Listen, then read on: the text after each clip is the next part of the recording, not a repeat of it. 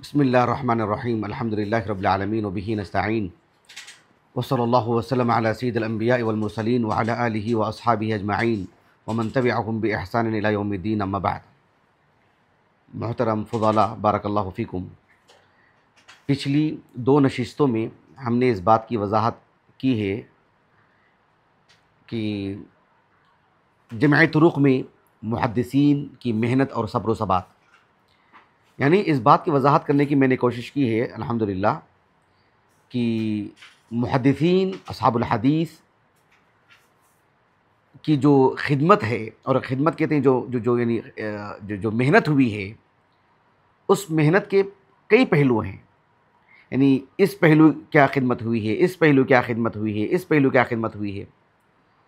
تو میں نے کوشش کی ہے کہ ایک پہلو کو اجاگر کروں، وہ یہ ہے کہ صرف جمع طرق کی اگر ہم بات کرتے ہیں تو اس میں لطائف الاسناد بھی اس میں یعنی پیش نظر رہتے ہیں، اور خاص طور پر متون سے متعلق استنباط کے لیے جو ضرورت ہے وہ چیز اس سے سامنے آتی ہے۔ تو جمع طرق میں محدثین کی جو محنت ہے، جو صبر و ثبات ہے، اس سلسلے میں کچھ تمہیدی باتیں میں نے آپ کے سامنے ذکر کی، کچھ اقوال میں نے ذکر کی اس کی اہمیت سے متعلق، اور میں نے کہا تھا کہ دو اصحاب علم کی یعنی زندگی کو بطور مثال میں آپ کے سامنے رکھوں گا۔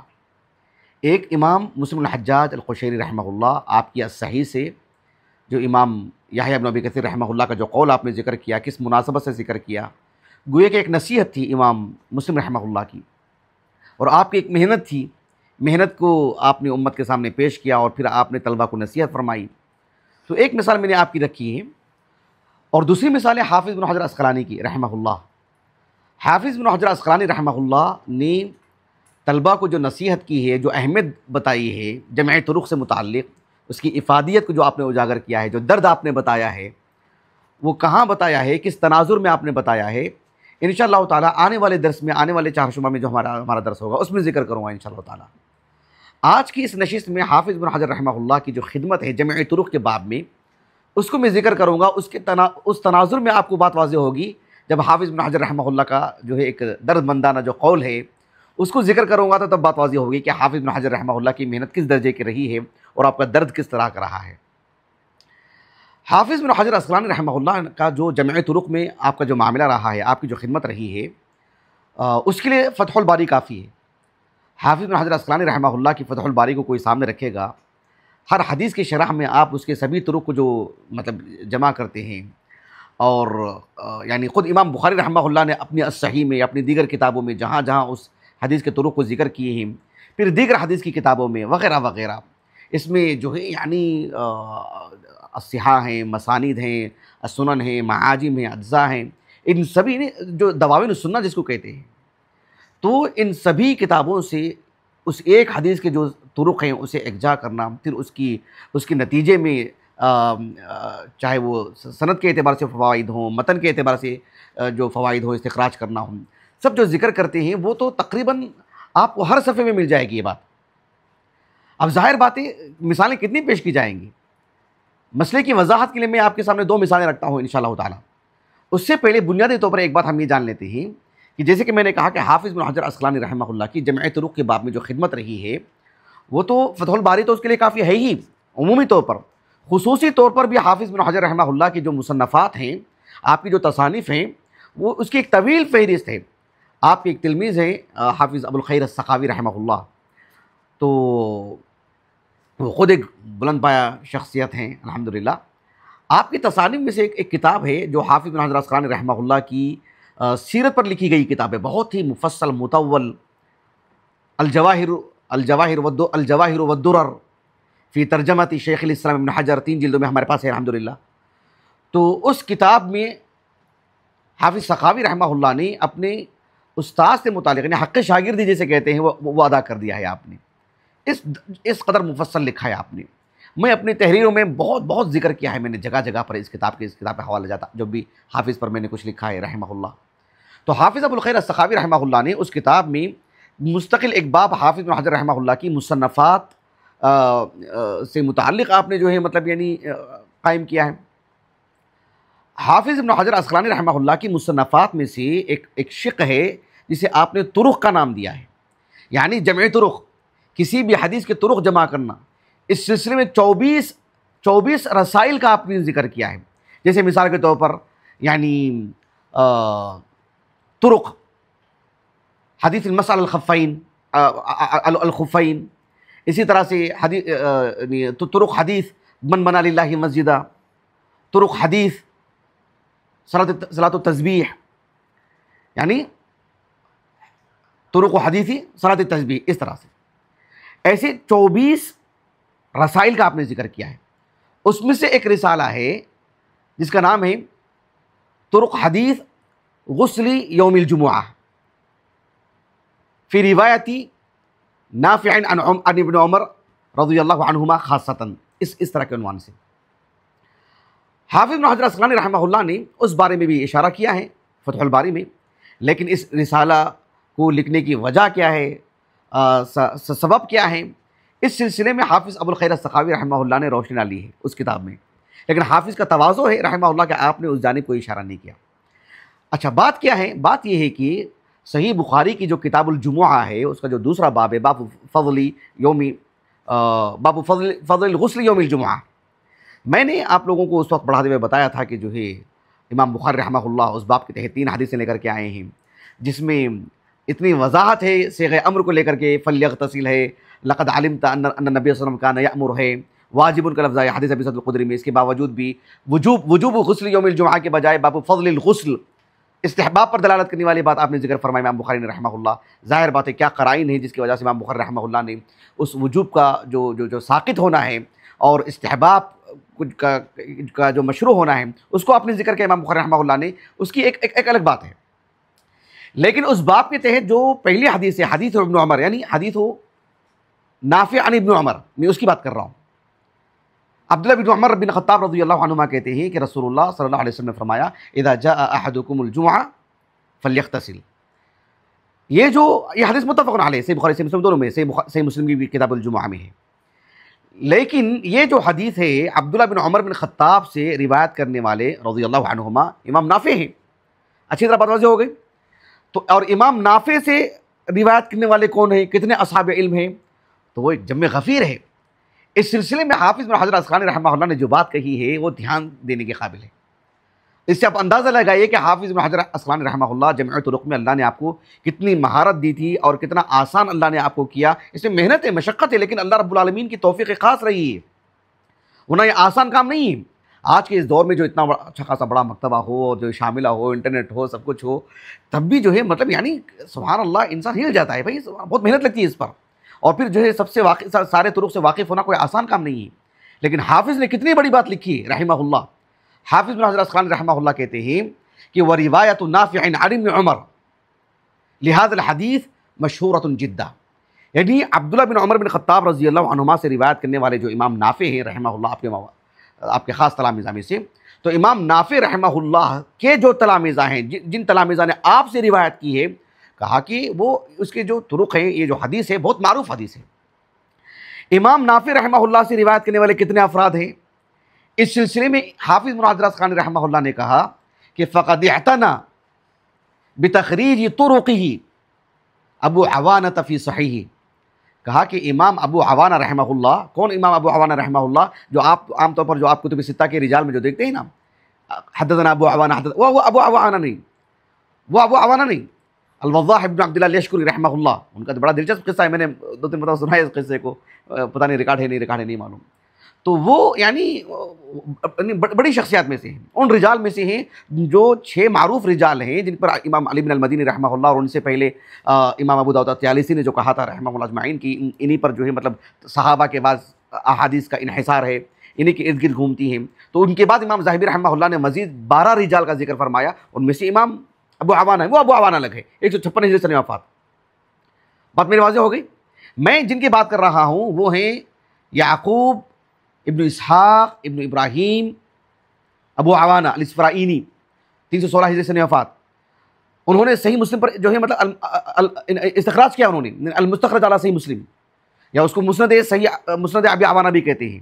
یا صحیح ابی عوانہ بھی کہتے ہیں. شیخ البانی کو دیکھو آپ کے پاس کہ ہماری کتاب ہے سلسلۃ الاحادیث صحیحہ، اکثر بے سر اٹھا کر کے دیکھیے، جب حدیث کی تخریج کرتی ہیں آپ کہتے ہیں کہ اخرجہ ابو عوانہ فی صحیح.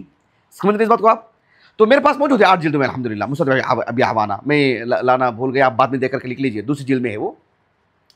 تو حافظ نے کہا رحمہ اللہ فقد اعتنى بتخریج طرقه ابو عوانہ فی صحیح. امام ابو عوانہ رحمہ اللہ نے امام نافع رحمہ اللہ سے اس حدیث کو کتنے ان کے تلامذہ جو ہیں، جو طویل فہرست ہے اس کے کتنے طرق ہیں، سب کو آپ نے یکجا کیا ہے. کون؟ امام ابو عوانہ رحمہ اللہ. اور کتنے جمع کیا آپ نے؟ کہا کہ فساقہ من طریق 70 نفسا، فساقہ من طریق 70 نفسا، 70 نفسا. سمجھ رہے ہیں آپ اس بات کو؟ رواہ عن نافع. امام نافع رحمہ اللہ سے روایت کرنے والے 70 تلامذہ کا آپ نے ذکر کیا ہے. اور میں کھول کر کے دیکھا الحمدللہ، صرف دیکھتے دیکھتے آدمی تھک جاتا ہے. سبحان اللہ. 70 طرق. کون؟ امام ابو عوانہ رحمہ اللہ. 70 طرق کوئی معمولی بات ہے؟ 70 طرق معمولی بات ہے؟ لیکن ابن حجر رحمہ اللہ نے کیا کیا وہ دیکھو. حافظ ابن حجر رحمہ اللہ کہتے ہیں وقد تتبعت ما فاتہ، بقیہ جو طرق آپ سے فوت ہو گئے ہیں بطور استدراک کہہ لیجئے، یا کہ ان کا کوئی ادعا تو نہیں تھا امام ابو عوانہ کا رحمہ اللہ، تو اس کے جو بقیہ طرق ہیں وہ آپ نے اکجا کیا. اور آپ نے کہا کہ وجمعت ما وقع لی من طریقہ فی جزء مفرد، وجمعت ما وقع لی من طرقہ فی جزء مفرد. اور اس کے بعد کیا کہا آپ نے؟ یہ ہے اصل چیز، کہا کہ لغرض اقتضى ذلك، لغرض اقتضى ذلك. وہ کیا غرض ہے آپ کی؟ سبب کیا ہے اس کا؟ سبب یہ ہے کہ تاکہ ان سارے طرق کو اکجا کرنے سے چاہے اسناد سے متعلق ہو چاہے متن سے متعلق ہو، وہ سارے فوائد ہمارے سامنے ہوں گے. نبی کریم صلی اللہ علیہ وسلم کا جو معاملہ رہا ہے جمعہ سے متعلق، غسل جمعہ سے متعلق، اس جانبی مسائل سے متعلق سب چیزیں وہ سارے طرق جمع کرنے سے ہی بات واضح ہوتی ہے. کتنے جمع کیا آپ نے؟ امام ابو عوانہ رحمہ اللہ نے 70، اور حافظ ابن حجر العسقلانی رحمہ اللہ نے آپ نے کہا کہ فبلغت اسماء من رواہ عن نافع. امام نافع رحمہ اللہ سے جن تلامذہ نے روایت کی ہے، ان کے جو تلامذہ ہیں جو 70 آپ نے اکجا کی ہیں، میں نے جو مزید تتبع کیا، مزید میں نے جو جمع کیا ہے میں نے، وہ کتنے ہیں؟ کہا کتنے پہنچے ہیں اس کی عدد؟ کہا کہ 120 نفسا، 120. یعنی گویا کہ آپ نے کتنا اضافہ کیا؟ آپ نے 50 طرق کا اضافہ کیا ہے. حیران کن بات ہے، 50 طرق کا اضافہ کیا ہے. اس کے بعد آپ نے لکھا کہ فما یستفاد منہ ہونا، آگے ایک فائدہ بتایا آپ نے متن کو لے کر کے. یعنی ابھی جو 120 طرق جو ہم نے جمع کر دیے ہیں، اب اس کے ذریعے سے غسل جمعہ کو لے کر کے یا جمعہ سے متعلقات مسائل کو لے کر جتنے فوائد ہیں، ایک فائدہ، دوسرا فائدہ، تیسرا فائدہ، جمع طرق سے فوائد جو ہے مطلب مستمد کیے گئے ہیں. بات واضح ہو رہا ہے آپ کو؟ یعنی ایک خود تھکا دینے والا عمل. اس کے بعد جو ہے یعنی جو اصل مقصود ہے شرعی طور پر جو استنباطات کا جو معاملہ ہے فقہی نقطہ نظر سے، وہ خود ایک مستقل ایک مسئلہ ہے، اصول و ضوابط کی روشنی میں استنباط کرنا. بات میری واضح ہو رہی؟ لیکن جمع طرق کے بعد ہی نا یہ بات ہوگی. تو یہ ایک تھکا دینے والا عمل ہے جو حافظ ابن حجر رحمہ اللہ سے ہوا ہے. سبحان اللہ. میں نے ایک مثال دی کہ جو مطلب کس قدر تھکاتے ہیں اس معاملے میں محدثین. حافظ ابن حجر العسقلانی رحمہ اللہ نے جو نصیحت کی ہے طلبہ کو، وہ تو انشاءاللہ تعالیٰ میں آنے والے درس میں آپ کو بتاؤں گا. اور شیخ البانی رحمہ اللہ کی ایک عظیم شہادت میں بیان کروں گا میں آپ کو حافظ ابن حجر کے، حافظ ابن العسقلانی رحمہ اللہ کے حق میں، وہ آنے والے درس میں انشاءاللہ تعالیٰ. آج کے اس درس میں 2 مثالیں میں آپ کو دیتا ہوں. اس کے اندازہ لگائیے کہ صرف شوق نہیں ہے یہ. حافظ ابن حجر العسقلانی رحمہ اللہ نے ایک ہوتا نا ایک جنون، ایک شوق، کہا کہ دیکھیں گے ایک حدیث کے کتنے طرق جمع کر دینے، عبادت ہے یہ، دین ہے یہ. بات واضح ہو رہی؟ اللہ سبحانہ و تعالیٰ نے جو حلال حرام سے متعلق جو ہے مطلب یعنی امرن و نہین و خبرن، جیسے کہ کہا ابن کثیر رحمہ اللہ نے، بل ہوا آیات بینات فی صدور الذین اوتوا العلم. آیات بینات کیا ہے یہ؟ کہا کہ قرآن میں کیا ہے؟ امرن و نہین و خبرن، یعنی عوامر ہوں، نواہی ہوں، یا ماضی کی خبریں ہوں، آنے والے پیشن کو ہوں، سب پوری کل کی کل شریعت جو کتاب و سنت میں ہے. تو اس سے متعلق احادیث میں جو طرق ہیں ان کو اکجا کرنا کسی موضوع سے متعلق، اور اس کے بعد جو ہے مطلب دین کو سمجھنا سمجھانا، یہ کس قدر ذمہ داری کا کام ہے یہ. اور دیکھو کہ حافظ ابن حجر العسقلانی رحمہ اللہ کے حرص دیکھو کہ اللہ سبحانہ و تعالیٰ کی جو شریعت ہے وہ پامال نہیں ہوئی ہے. انا نحن نزلنا الذکر وانا لہ لحافظون. تو کیا اس اعتبار سے رسول اللہ قرآن ہمارے پاس محفوظ ہے؟ تو کیا رسول اللہ صلی اللہ علیہ وسلم کی کوئی ایک حدیث، کوئی ایک لمحہ وہ فوت ہو چکا ہے؟ کیا یہ ممکن ہے؟ ہرگز بھی نہیں۔ اس سلسلے میں حافظ بن حجر عسقلانی رحمہ اللہ کی مطلب یعنی حرص دیکھیے آپ، سبحان اللہ، اور شریعت سے متعلق اعتماد دیکھیے۔ میں دو مثالیں میں آپ کو دیتا ہوں۔ ایک مثال کتاب بدء الخلق سے، صحیح بخاری کی جو کتاب بدء الخلق ہے، کتاب بدء الخلق کی جو پہلی حدیث ہے عمران بن حسین سے رضی اللہ عنہما، ان کے جو والد ہیں حسین، بعض اہل علم نے کہا کہ جو ہے مطلب ان کی صحبت یعنی صحبت رسول جو ہے وہ مختلف ہی ہے، لیکن حافظ بن حجر عسقلانی رحمہ اللہ نے بڑے جزم سے کہا کہ جو ہے مطلب ان کو صحبت نصیب ہے۔ بہرحال تو عمران بن حسین رضی اللہ عنہما ابو نجید ان کی کنیت تھی، ان کے کئی فرزندان ہیں، ان میں سے ایک جو ہے نجید ہے تو اسی پر ان کی کنیت ہے۔ 52 ہجری سے وفات ہے، یمنی ہے اصل میں، اور جو ہے مدینے میں تھے آپ علیہ السلام کے عہد مبارکہ میں۔ ابو ہریرہ رضی اللہ عنہ اور جو یمن کا جو قافلہ آیا تھا، اشعریین کہہ رہا ہوں، یہ جو ابو ہریرہ رضی اللہ عنہ جو وفد آیا تھا تو انہی کے ساتھ آپ بھی آئے تھے، ایک ساتھ آئے تھے خیبر کے موقع پر، اور تبھی آپ نے اسلام قبول کیا۔ تو عمران ابن حسین رضی اللہ عنہما بعد میں جو ہے وہاں چلے گئے تھے بصرہ، اور بصرہ میں سکونت اختیار کیا آپ نے۔ 52 ہجری سے وفات ہے آپ کا۔ دھیان دیجئے، ایک ایک لفظ بھی دھیان دیجئے۔ عمران ابن حسین رضی اللہ عنہما سے جو مروی حدیث ہے اس باب میں، کافی مشہور حدیث، کتاب بدء الخلق کی پہلی حدیث، صحیح بخاری میں تو کئی مقامات پر ہے۔ میں جو آپ کو حدیث سنا رہا ہوں کتاب بدء الخلق سے جڑی ہوئی پہلی حدیث، حالانکہ دوسری حدیث بھی وہی ہے، لیکن وہ قدر طویل ہے اس لیے میں نے اسے ترک کر دیا ہے، موضوع کو سمجھانے کے لیے، اصل موضوع کو سمجھانے کے لیے میں نے اس حدیث کو ذکر کیا ہے۔ بات واضح ہو گیا آپ کو؟ حالانکہ وہ حدیث کتاب توحید میں بھی ہے، دیگر مقامات پر بھی ہے۔ تو یہاں جو یہ حدیث ہے کتاب بدء الخلق کی جو پہلی حدیث ہے، عمران ابن حسین رضی اللہ عنہما کہتے ہیں کہ رسول اللہ صلی اللہ علیہ وسلم کے پاس ایک وفد آیا، کہا کہ جاء نفر من بنی تمیم، بنو تمیم سے ایک وفد آیا تھا، اور یہ امام بخاری رحمہ اللہ کتاب المغازی میں بھی لے کر کے آئے ہیں وفد بنو تمیم سے متعلق۔ تو بنو تمیم ایک وفد تھا، وہ وفد جو آج کل جو ریاض وغیرہ کا جو علاقہ ہے نا، وہاں یہ آباد ہے یہ علاقہ، یہ قبیلہ۔ تو ایک جو وفد وہاں سے آیا تھا اس کے بڑی فضائل بھی ہیں، کتب ستہ کے رجال میں بڑی تعداد میں آپ دیکھو کہ جو بنو تمیم سے تعلق رکھتے ہیں۔ شیخ الاسلام محمد بن عبد الوہاب النجدی رحمہ اللہ بنو تمیم سے ہیں، سمجھ رہے ہیں اس بات کو؟ دجال پر بڑے بھاری پڑنے والے ہیں۔ ایک سوال آیا تھا کہ بنو تمیم کی سے متعلق اس طرح کے احادیث کو لے کر کے کچھ لوگوں نے مطلب ماحول خراب کرنا چاہا اور بدزنی پیدا کرنی چاہیے کہ شیخ الاسلام محمد بن عبد الوہاب النجدی رحمہ اللہ بنو تمیم سے ہیں، اور بنو تمیم کا ایسا اور ایسا معاملہ ہے۔ تو میں نے اللہ کے فضل و کرم سے بہت تفصیلی جواب دیا تھا آڈیو میں دیکھتا ہوں ابھی انشاءاللہ اہلیہ سے پوچھتا ہوں کہ کہاں ہے وہ آڈیو۔ تو یہ جو کس کا نام لے رہا تھا میں، عمران بن حسین رضی اللہ عنہما، وہ کہتے ہیں کہ جاء نفر من بنی تمیم، نبی کریم صلی اللہ علیہ وسلم کے پاس ایک وفد آیا بنو تمیم کا۔ رسول اللہ صلی اللہ علیہ وسلم نے اس وفد سے کہا کہ ابشرو، یعنی تم بشارت لے لو، جنت کی بشارت، اس دنیا میں سعادت کی بشارت، اور جو ہے مطلب اسلام لانے کی بشارت، قرآن کو پانے کی بشارت، اور جو ہے انشاءاللہ تعالی اللہ کی رضامندی اور جو جنت کے حصول کی بشارت وغیرہ وغیرہ۔ تو یہ جو وفد کا آیا تھا، اس وفد کے جو افراد تھے انہوں نے کہا کہ بشرتنا فاعتنا، آپ نے بشارت تو ہم کو دے دی، ساتھ میں مادی چیزیں بھی دے دیں، کچھ ہمارے لیے بھیڑ بکریاں بھی دے دیں، کچھ اور بھی دے دیں وغیرہ وغیرہ۔ بات واضح ہو گیا آپ کو؟ تو فتغیر وجہہ صلی اللہ علیہ وسلم، رسول اللہ صلی اللہ علیہ وسلم کو کافی دکھ ہوا، کافی تکلیف ہوئی اس بات سے۔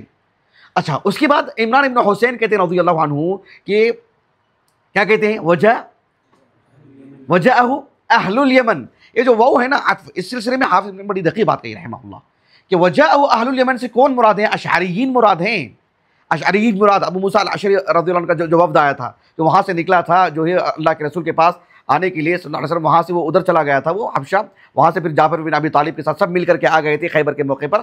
تو کہا کہ یہ مراد نہیں، یہاں مراد ہے جو نام میں آپ کو بتا رہا ہوں، ذرا ذہن نشین کر لیجئے، نافع ابن زید الحمیری، وہ مراد ہے، وہ وفد مراد ہے۔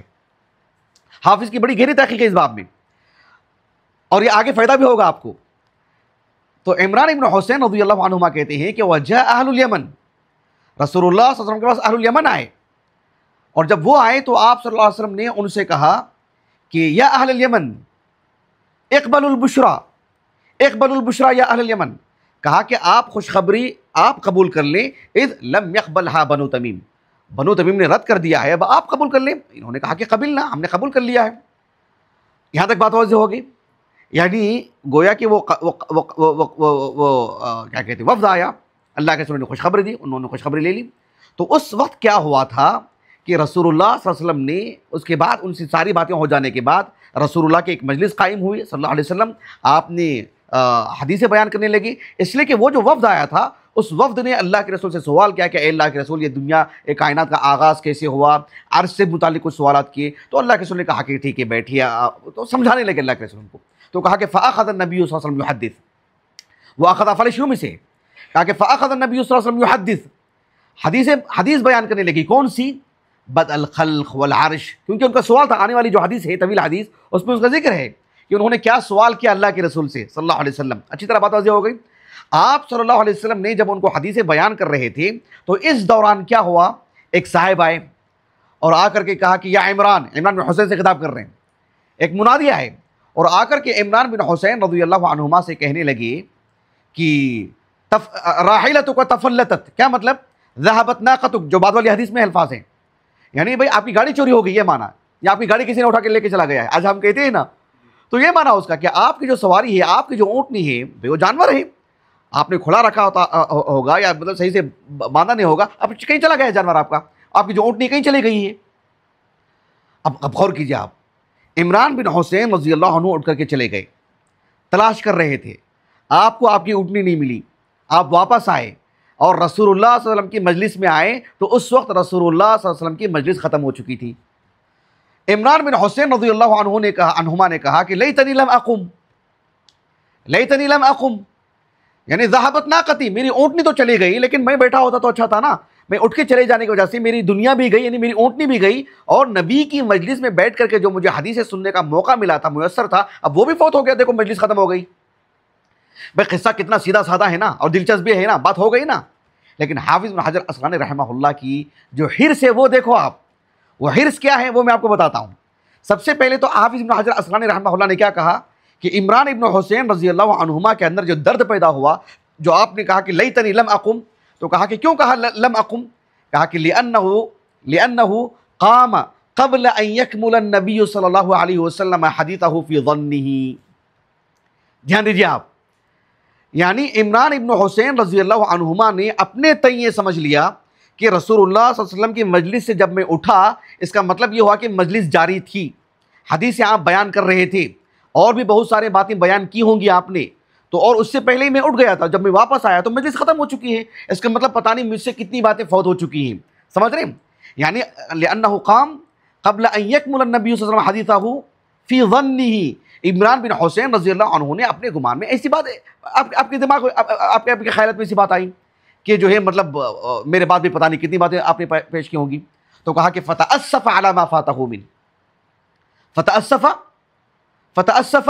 على ما فاته ذلك، یعنی آپ نے یہ جو اظہار تأسف کیا ہے وہ اس وجہ سے کہ عمران بن حسین رضی اللہ عنہما کو یہ لگا کہ میرے جانے کے بعد پتہ نہیں کتنی حدیثیں نبی نے سنائی ہوں گی جو میں نہیں سنا نا، میں جب تک تھا تو میں سنا، جانے کے بعد پتہ نہیں کیا کیا باتیں پیش کی. اچھی طرح بات واضح ہو گئی.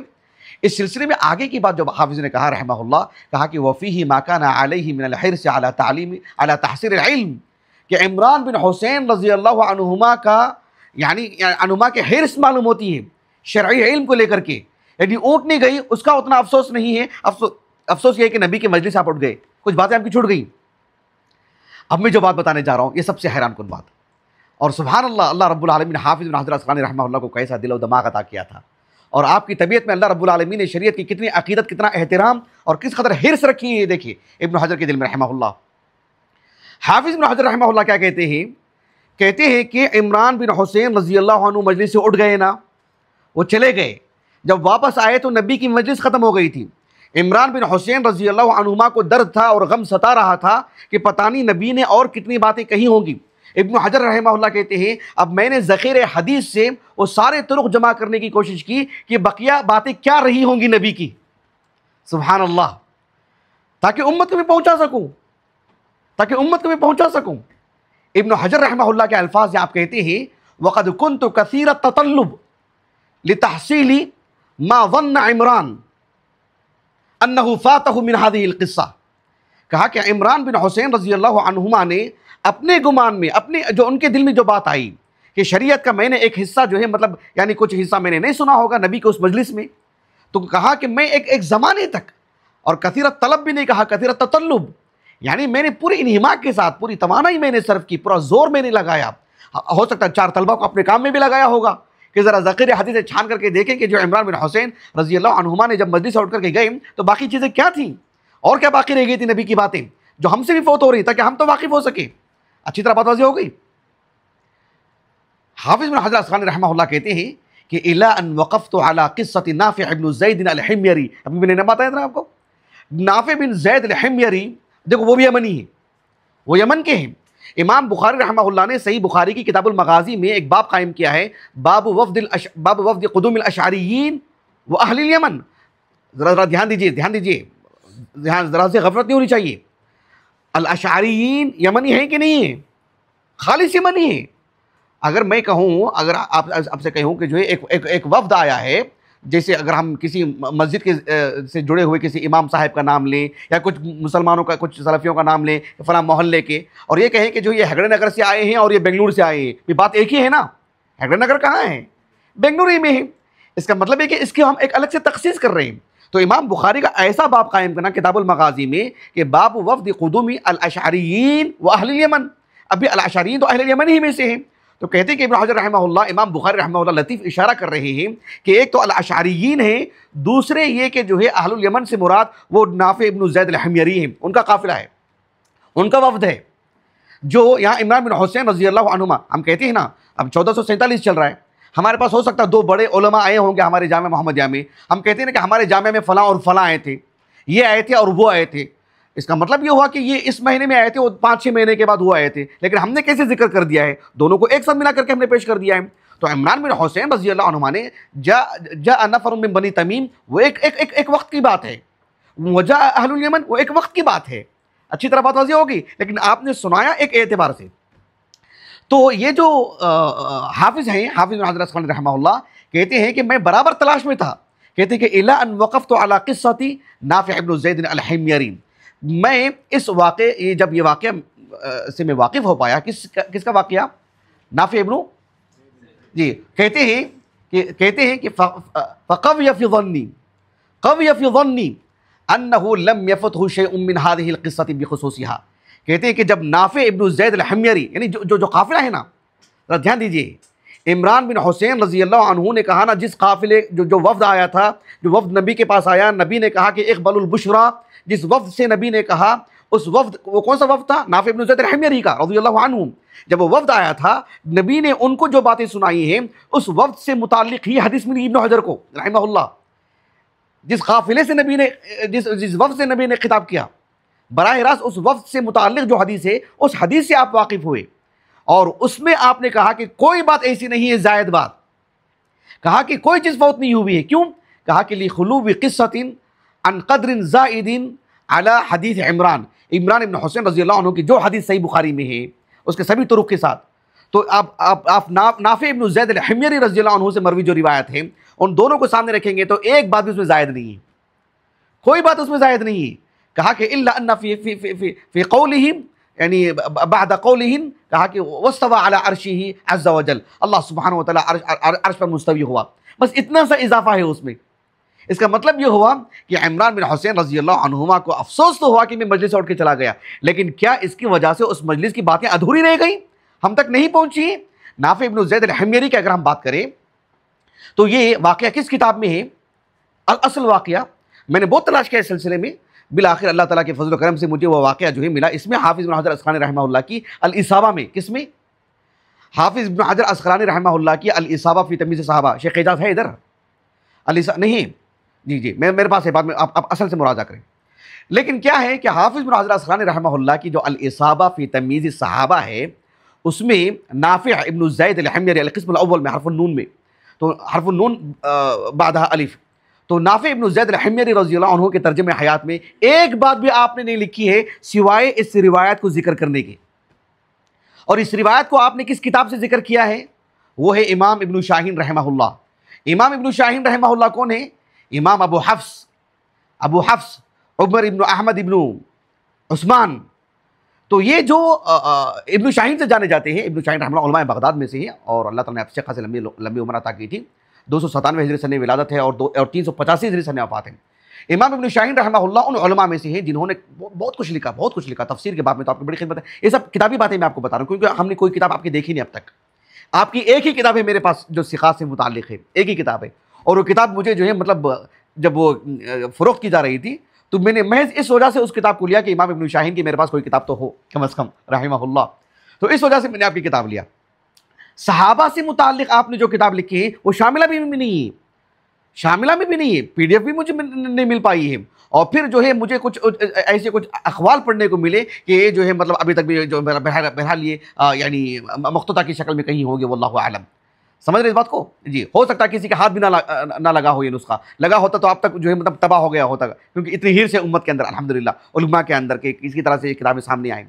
تو حافظ بن حجر عسقلانی رحمہ اللہ نے بھلے ہی امام ابن شاہین رحمہ اللہ کی الصحابہ پر، معرفت الصحابہ پر لکھی گئی کتاب سے اس روایت کو ذکر کیا ہے، لیکن سند آپ نے ذکر نہیں کی ہے، لیکن نیچے آپ نے لکھ دیا فیہ عدۃ مجاہیل، ایسے آپ نے لکھ دیا ہے.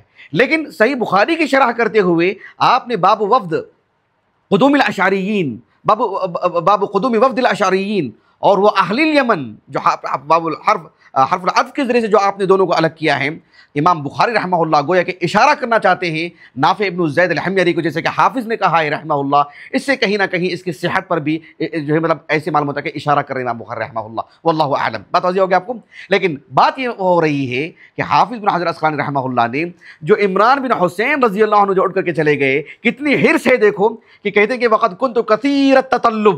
سمجھ رہے ہیں آپ اس بات کو کہ عمران بن حسین رضی اللہ عنہ نے جو چھوڑ جو ان کے گمان میں لتحصیل ما ظن عمران، ایسے آپ نے لکھا ہے کہ عمران بن حسین رضی اللہ عنہ نے انہ فاتہ من هذه القصہ، اس قصے کا کچھ حصہ تو چھوٹ گیا ہوگا، کچھ نبی کی کچھ باتیں رہ گئی ہوں گی، تو اس کی تلاش میں آپ نے زندگی کا ایک حصہ لگایا کہ کیا باتیں ہوں گی، کیا چھوٹ گئی ہوں گی. پھر دیکھو آپ جمع طرق میں یہ باتیں واضح ہوتی ہیں.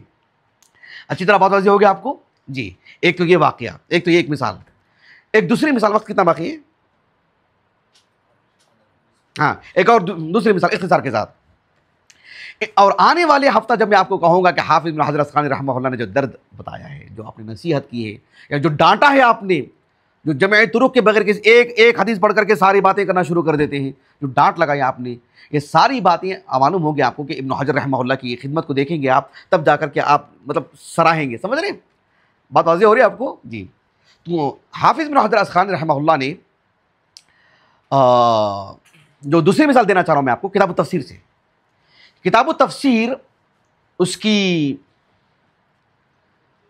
سورۃ التین کی تفسیر، کون سی؟ سورۃ التین کی تفسیر، سورۃ التین یعنی والتین والزیتون، اس سورت سے متعلق امام بخاری رحمہ اللہ نے جو سورت لے کر کے آئے ہیں وہ کون سی سورت ہے؟ کون سی سورت کے نام؟ کون سی حدیث ہے؟ حدیث البراء. دیکھ رہے ہیں نا، حدیث البراء بن عازب. حالانکہ اس حدیث کی شرح میں حافظ نے لکھا ہے، حالانکہ بالذات اس حدیث کی شرح میں نے لکھا، آگے لکھا کہ امام ابو بکر الاسماعیلی رحمہ اللہ، جن سے متعلق میں نے کافی چیزیں لکھی ہیں ایک عنوان کے تحت کہ حافظ ابو بکر الاسماعیلی رحمہ اللہ کا مطالعہ صحیح بخاری.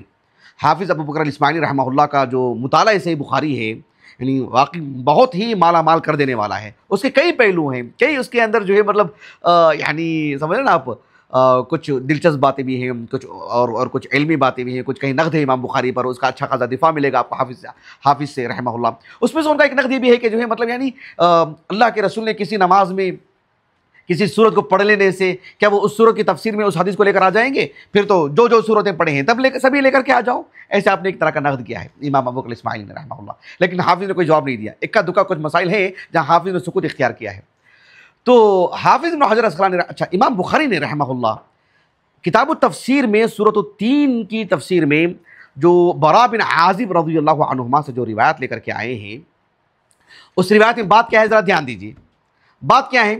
براء بن عازب رضی اللہ عنہما کہتے ہیں کہ ان نبی صلی اللہ علیہ وسلم کان فی سفر، رسول اللہ صلی اللہ علیہ وسلم ایک سفر میں تھے.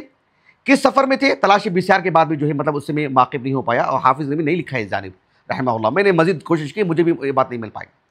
تو اتنی بات ہے کہ رسول اللہ صلی اللہ علیہ وسلم ایک سفر میں تھے.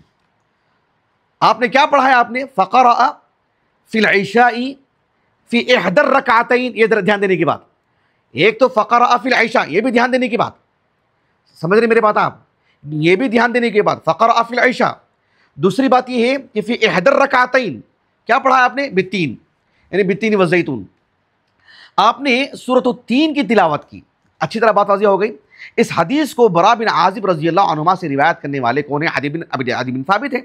عدی بن ثابت، اب میں جو ہے جاؤں گا تو بدل بات چلی جائے گی، وہ کوفہ کے رہنے والے تھے، اور جو ہے شیعہ کی مسجد، ہم بولتے ہیں نا یہ اہل حدیث کی مسجد ہے، یہ فلاں کی مسجد ہے، ویسے وہ شیعہ کی مسجد کے امام تھے، وہ اس وقت کی بات ہے یہ عدی بن ثابت۔ تو برا بن عازب جو ہے اصل میں رضی اللہ عنہما وہ جنگ جمل وغیرہ میں جو ہے علی بن ابی طالب کے ساتھ تھے رضی اللہ عنہ، علی بن ابی طالب رضی اللہ عنہ کے ساتھ۔ تو برا بن عازب کی انہوں نے شاگردی کی عدی بن ثابت، لیکن جو ہے ان کی روایت کس درجے کی ہے صحیح بخاری میں؟ اس لیے کہ جو ہے یعنی وہ جو فقاہت کا جو معاملہ ہے، صدق کا جو معاملہ ہے، اور جو ہے مطلب یعنی دیانتداری کا جو معاملہ ہے اپنے باب میں، یہ اس دور کی بات ہے، بالکل آغاز کی بات ہے۔ اس وقت میں یعنی اس طرح کا جو فکرہ تھا وہ ایک الگ نوعیت کا تھا۔ آج آپ اسے سمجھنا آسان نہیں ہے، یہ خود ایک مستقل موضوع ہے، بات آگے تو اس لیے میں نے ضمن بطور فائدہ بات بتا دی میں نے۔ تو عدی بن ثابت ہیں، عدی بن ثابت سے روایت کرنے والے کون ہیں؟ کون ہیں؟ امام شعبہ ہیں۔ یہاں پر امام شعبہ، امام شعبہ کے بعد خاص طور پر میں کیوں بتا رہا ہوں آپ کو، آگے بتاؤں آپ کو۔ البتہ جو ہے یہ جو عدی بن ثابت ہیں ان سے روایت کرنے والے اور بھی افراد ہیں، اور بھی افراد ہیں۔ یہاں پر امام شعبہ کا نام ملتا ہے، اور جو ہے دیگر مقامات یحییٰ بن سعید کا نام ملتا ہے۔ اچھا، تو یہی حدیث دیکھ رہے ہیں آپ، یہی حدیث امام بخاری رحمہ اللہ نے کتاب الاذان میں بھی لے کر کے آئے ہیں، باب الجہر فی العشاء، باب القراء فی العشاء اور باب الجہر فی العشاء، ان دونوں کے تحت اس حدیث کو لے کر کے آئے ہیں۔ دھیان دیجئے، قابل غور بات۔ حافظ ابن حجر عسقلانی رحمہ اللہ کہتے ہیں کہ اس حدیث کو لے کر کے کثرت سے آپ کو سوال ہونے لگے، آپ کے اپنے الفاظ میں کہتے ہیں قد کثر سوال بعض الناس، لوگوں کی طرف سے کثرت سے سوال ہونے لگا۔ کیا سوال ہونے لگا؟ کہ رسول اللہ صلی اللہ علیہ وسلم نے جب نماز عشاء میں سورۃ التین آپ نے پڑھایا تو کہا کہ جو ہے یعنی هل قرأ بها فی احد الرکعتین، آپ نے دو میں سے ایک رکعت میں اس کو پڑھایا، تو پھر یہ بھی ممکن ہے کہ پھر رکعت ثانیہ میں کیا پڑھایا ہوگا آپ نے، الرکعت ثانیہ میں کیا پڑھایا ہوگا آپ نے، یا بہت ممکن ہے کہ جو ہے مطلب قرأ فیہا معا، یعنی آدھا حصہ اس میں آدھا حصہ دوسری رکعت میں آپ نے پڑھایا ہوگا، یہ بھی ممکن ہے۔ لیکن سوال یہ تھا کہ پہلی رکعت میں آپ نے فی احد الرکعتین کی بات ہے، تو پھر رکعت ثانیہ اس میں کیا پڑھایا ہوگا؟ اور اس سے پہلے ایک سوال پیدا ہوتا ہے کہ فی احد الرکعتین ہے تو پہلی رکعت میں یہ تھا کہ دوسری رکعت میں اس سورت کی تلاوت کی آپ نے، کیونکہ فی احد الرکعتین والی بات ہے۔ حالانکہ حافظ ابن حجر عسقلانی رحمہ اللہ نے جو میں نے ابھی حوالہ دیا تھا کس کا، صحیح بخاری کی کتاب الاذان کا، باب الجہر فی العشاء یا باب القراء فی العشاء، دونوں جگہ پر وہاں جو حدیث لے کر کے آئے ہیں وہاں پر حافظ ابن حجر عسقلانی رحمہ اللہ نے سنن نسائی ہے آپ کے پاس، شیخ ذرا سنن نسائی نکال لیجیے، سنن نسائی میں اس کا حوالہ دیا ہے کون؟ حافظ ابن حجر عسقلانی رحمہ اللہ نے، اور کہا ہے کہ سنن نسائی میں اس کی صراحت ہے، سنن نسائی میں اس کی صراحت ہے کہ امام یعنی وہ پہلی رکعت تھی، وہ کون سی رکعت تھی؟ پہلی رکعت تھی۔ اب میں نے مراجعہ کیا، میں نے دیکھا کہ امام نسائی رحمہ اللہ نے مستقل 3 باب قائم کیے ہیں، بالکل کتاب الصلاۃ میں جو افتتاح کتاب ہے کتاب الصلاۃ میں، ایک باب کیا قائم کیا آپ نے کہ باب القراء فی العشاء یعنی فی العتمہ، عشاء کی نماز میں کیا قراءت ہوگی، وہ ایک مستقل باب قائم کیا ہے۔ دوسرا باب آپ نے قائم کیا کہ یعنی باب القراء فی العشاء الآخرہ، یعنی گویا کہ عشاء کی نماز سے متعلق باب قائم کیا ہے، یعنی باب القراء بالتین فی العشاء الآخرہ، عشاء کی نماز میں سورۃ التین پڑھنا، یہ دوسرا باب ہے، عشاء کی نماز میں سورۃ التین پڑھنا یہ دوسرا باب ہے۔ اور سب سے دلچسپ بات یہ ہے کہ تیسرا باب امام نسائی نے قائم کیا رحمہ اللہ، کہا کہ باب القراءۃ فی الرکعۃ الاولی فی العشاء الآخرہ، فی الرکعۃ الاولی، سمجھ رہے اس بات کو؟ تو برا بن عازب رضی اللہ عنہما کی جو روایت صحیح بخاری میں یہاں پر ہے اس میں فی احد الرکعتین ہے، ابہام ہے اس میں کہ کون سی رکعت نہیں معلوم، اس کی صراحت ہے، اور وہاں پر بھی عدی بن ثابت سے شعبہ روایت کرتے ہیں، امام شعبہ ہی روایت کر رہے ہیں رحمہ اللہ۔ تو اس طریق سے جو بات مل رہی ہے وہ یہ کہ جس میں اس بات کی صراحت ہے کہ فی الرکعۃ الاولی، کیا ہے؟ فی الرکعۃ الاولی۔ آپ جو ہے مطلب اس میں دیکھ لیجئے، فہرست میں دیکھ لیجئے، جلدی پہنچ سکتے ہیں، یا درس کے بعد آپ نوٹ کر لیجئے، لیکن میں نے مراجعہ کیا ہے، میں نے یعنی امام نسائی رحمہ اللہ نے مستقل 3 باب، ایک ہے کہ عشاء کی نماز میں قرات ہونی چاہیے جہرم، اور دوسرا باب آپ نے قائم کیا کہ عشاء کی نماز میں سورۃ التین پڑھنا۔ پہلا باب کیا ہے؟ عشاء کی نماز میں قرات ہونی چاہیے، والشمس وضحاہا، اس کی آپ نے مثال دی ہے باب ہی میں، اور حدیث بھی وہی لائے ہیں، حدیث ابی ہریرہ وغیرہ۔ جو دوسری حدیث ہے، دوسرا باب ہے، اس میں صرف ایسا باب قائم کیے ہیں کہ نماز عشاء میں سورۃ التین پڑھنا، اور تیسرا باب نماز عشاء کی پہلی رکعت میں سورۃ التین پڑھنا، پھر رکعت الاولیٰ۔ تو اس میں کتنی صراحت ہے، ذرا غور کیجیے آپ۔ میں سمجھتا ہوں بات واضح ہو گئی، اچھی طرح بات واضح ہو گئی۔ اب غور طلب بات یہ ہے کہ حافظ بن حجر عسقلانی رحمہ اللہ کہتے ہیں کہ میں اس کھوج میں تھا کہ پہلی رکعت کی بات واضح ہو گئی ہے، تو دوسری رکعت میں کیا پڑھا ہوگا آپ نے؟ دوسری رکعت میں کیا پڑھا ہوگا آپ نے؟ حافظ بن حجر عسقلانی رحمہ اللہ کہتے ہیں کہ بالآخر مجھے امام ابو علی ابن السکن رحمہ اللہ، امام ابو علی ابن السکن جو ہیں سعید ابن عثمان ابن سعید ابن السکن، تو السکن جو ہے ان کے دادا کے والد کا نام ہے، اسی کی طرف منسوب ہیں آپ۔ امام ابو علی ابن السکن رحمہ اللہ کی بڑی خدمات ہیں، انہوں نے امام بخاری امام مسلم کے نقش قدم پر چلا، انہوں نے سعید ابن السکن ان کی جو حدیث کی کتاب ہے۔ تو آپ نے الصحابہ پر بھی کتاب لکھی، معرفت الصحابہ پر، وہ کتاب بھی جو ہے مطلب نہ ہمارے پاس ہے، نہ جو شاملہ میں مجھے وہ کتاب ملی، بہرحال وہ کتاب ہم نے دیکھا نہیں۔ حافظ بن حجر عسقلانی رحمہ اللہ کہتے ہیں کہ بالآخر مجھے وہ کتاب ملی، کس کی؟ امام ابو علی ابن سکن کی۔ میں نے ایک 5-6 سال پہلے ایک درس دیا تھا، جب ہم کو کتب ستہ جو کہتے ہیں، یہ اصطلاح یعنی کب سے واقع ہوئی ہے، اور ان 6 کتابوں کا ہی انتخاب کہاں سے ہوا ہے، تو اس کی ایک مستقل تاریخ ہے، آپ کو جانا ضروری ہے وہ۔ تو اس میں بھی امام ابو علی ابن سکن رحمہ اللہ کا بڑا کردار ہے، بلکہ آپ نے طرح ڈالی ہے اس کی، آپ اس کے اولین شخص ہیں، آپ اس کے۔ حافظ ابو الحجاج المزی رحمہ اللہ نے جو اپنے تہذیب الکمال فی اسماء الرجال کے مقدمے میں لکھا ہے۔ تو حافظ بن حجر عسقلانی رحمہ اللہ کہتے ہیں، دھیان دیجئے، کہتے ہیں کہ جو ہے مطلب یہ کتاب ملی مجھے کس کی؟ امام ابو علی ابن سکن رحمہ اللہ کی۔ آپ کا جو ہے 353 ہجری سن وفات ہے، حالانکہ آپ ابن شاہین سے بڑے ہیں، ابھی نام لیا تھا نا میں نے آپ کو، ابن شاہین رحمہ اللہ سے 4 سال بڑے ہیں، لیکن وفات بہت پہلے ہو گئی آپ کی، 353 ہجری سن وفات ہے آپ کا، علماء مصر میں سے ہیں۔ امام ابو علی ابن سکن رحمہ اللہ کی جو معرفت الصحابہ کتاب ہے، کہتے ہیں کہ وہ کتاب مجھے ملی، اور اس میں ایک صحابی ہیں جن کا نام ہے زرعہ بن خلیفہ الیمامی، ان کے ترجمہ حیات میں ایک روایت لے کر کے آئے ہیں۔ حافظ بن حجر عسقلانی رحمہ اللہ کہتے ہیں کہ اس میں کیا ہے؟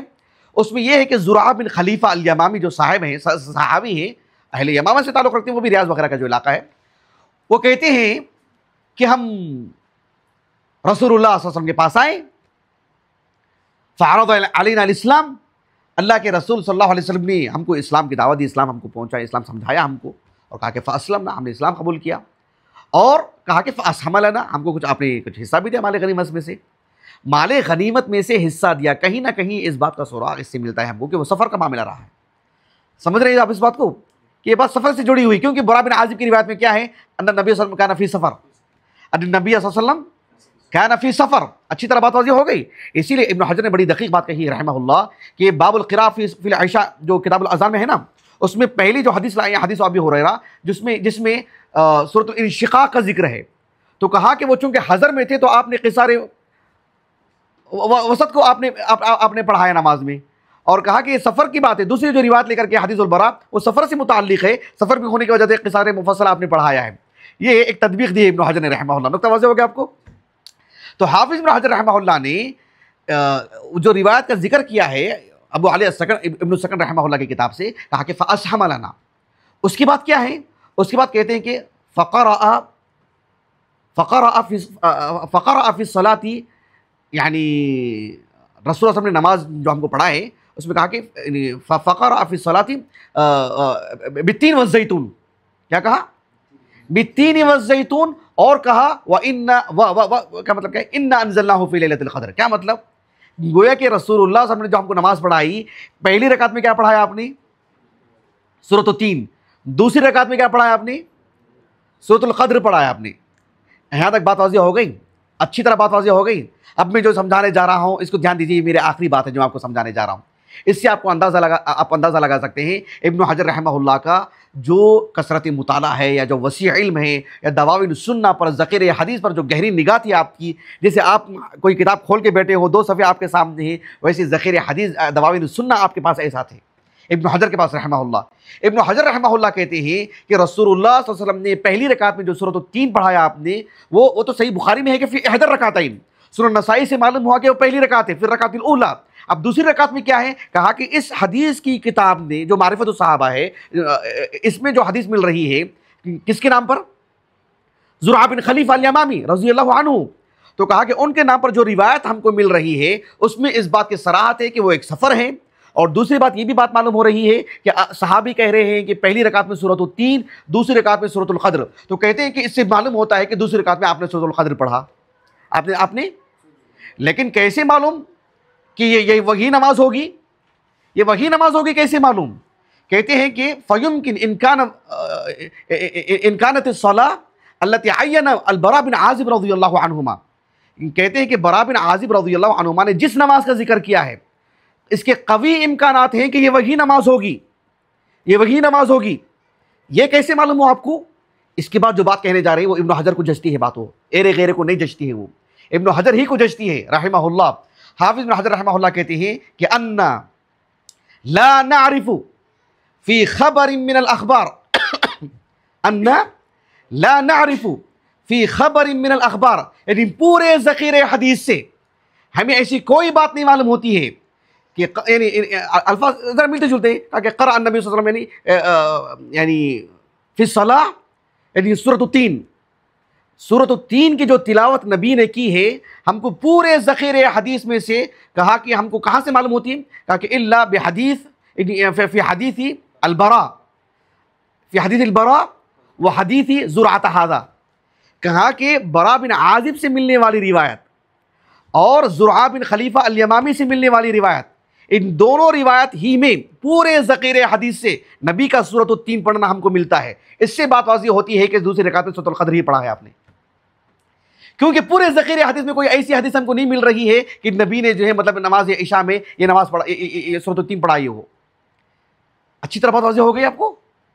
یعنی کتنی بڑی بات ہے، انا لا نعرف فی خبر من الاخبار، کتنی بڑی بات ہے، اتنا بڑا دعویٰ، اتنی بڑی بات کہ انه قرأ فی صلاۃ العشاء بالتین الا فی حدیث البراء اور حدیث زرعۃ ھذا، کہ زرعہ بن خلیفہ یمامی کی روایت سے یا براء بن عازب کی روایت سے رضی اللہ عنہ اجمعین، ان دونوں حدیثوں سے ہی نماز عشاء میں سورۃ التین پڑھنے کی ہمیں بات ملتی ہے۔